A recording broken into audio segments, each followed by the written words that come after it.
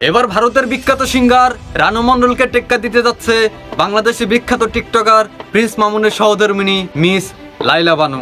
যদিও এটার সঠিক তথ্য এখন আমরা পাইনি যে লাইলা বানু কি আসলে প্রিন্স মামুনের সহধর্মিণী নাকি গার্লফ্রেন্ড। তো যাই হোক, এসব আজাইরা টপিক বাদ দিয়ে আসল খবরে আসা যাক।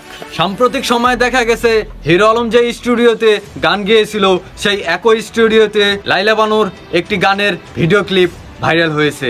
গোপন সূত্রে আমরা আরো জানতে পেরেছি হিরো আলমকে যে মিউজিক ডিরেক্টর শিল্পী বানিয়েছিল সেই একই মিউজিক ডিরেক্টর বিখ্যাত টিকটকার প্রিন্স মামুনের সহধর্মিণীকে শিল্পী বানানোর চেষ্টা চালাচ্ছে।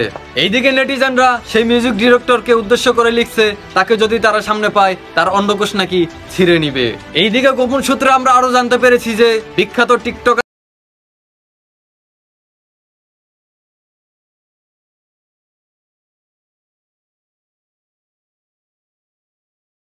দিয়েছে লাইলা বানুর থেকে আলাদা হয়ে গেছে, আর যার কারণে লাইলা বানু নতুন করে আলোচনায় আসতে পারছে না, যার কারণে সে হিরো আলমের পন্থা বেছে নিয়েছে নতুন করে আলোচনায় আসার জন্য।